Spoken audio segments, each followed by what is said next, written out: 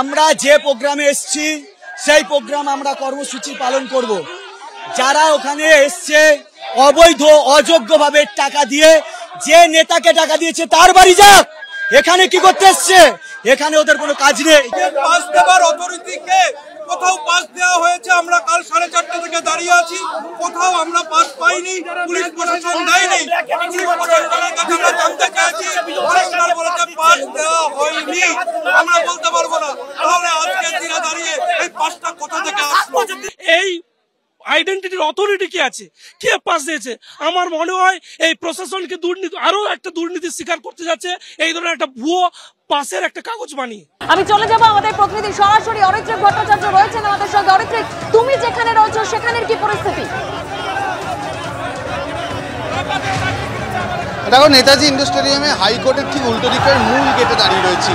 যেহেতু বাকি দুই গেট প্রায় সমস্যার জন্য অবরুদ্ধ হয়ে পড়ছে, তাই এখান দিয়েই মূলত কিন্তু যারা চাকরি হারিয়েছেন সেই শিক্ষক শিক্ষিকাদের দুটি পৃথক লাইন করে দেওয়া হয়েছে এবং তাদের প্রত্যেকে পাস এখানে চেক করে এসছেন। তারা অন্যান্য গেটে সমস্যা রয়েছে, তার জন্য কিন্তু এখানে লাইন দিয়ে ঢুকতে বলা হচ্ছে। 10টার মধ্যে ঢুকে যাওয়ার কথা ছিল, কিন্তু পারিপার্শ্বিক সমস্যার জেরে সেটা সম্ভব হয়নি। এখন ঘড়ির কাঁটায় 10টা 10। প্রচুর শিক্ষক শিক্ষিকা এখানে অপেক্ষা করছেন। একটু আপনার সঙ্গে কথা বলবো। আমি এসেছি হুগলি থেকে।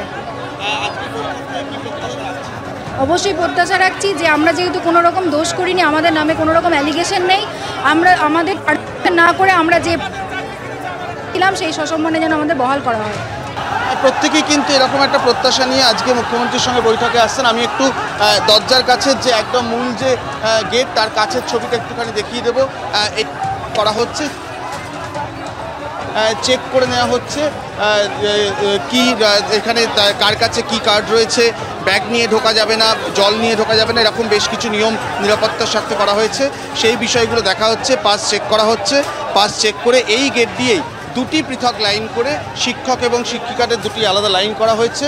সেই লাইনের ভিত্তিতে আপাতত নেতাজি ইন্ডোর স্টেডিয়ামে তাদেরকে ঢুকতে বলা হচ্ছে এবং 12টার সময় মিটিং শুরু হওয়ার কথা, 10টার মধ্যে সবার ঢুকে যাওয়ার কথা ছিল। কিন্তু বাকি যে গেটগুলো সেখানে পারিপার্শ্বিক যে পরিস্থিতি তৈরি হয়েছে তার জন্যই এখনও নেতাজি ইন্ডোর স্টেডিয়ামে চাকরিহারা শিক্ষক শিক্ষিকাদের লম্বা ভিড়। তারা একে একে পাস দেখিয়ে ভেতরে ঢুকছেন বৈঠকের জন্য।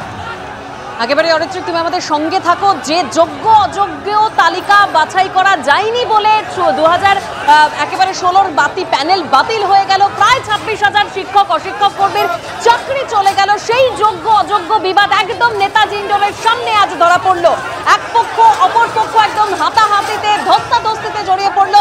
যাদের কাছে পাস আছে তারা নিজেদেরকে যোগ্য বলে দাবি করেছেন এবং যাদের কাছে পাস নেই তারা পাল্টা অভিযোগ করছেন যে সমস্ত পাস চুরি করে নিয়েছেন। যারা যোগ্য বলে নিজেদেরকে দাবি করছেন তারা। একেবারে উত্তপ্ত পরিস্থিতির সৃষ্টি হয় সকাল থেকে, সেই ছবি আপনাদের সামনে রেখেছি।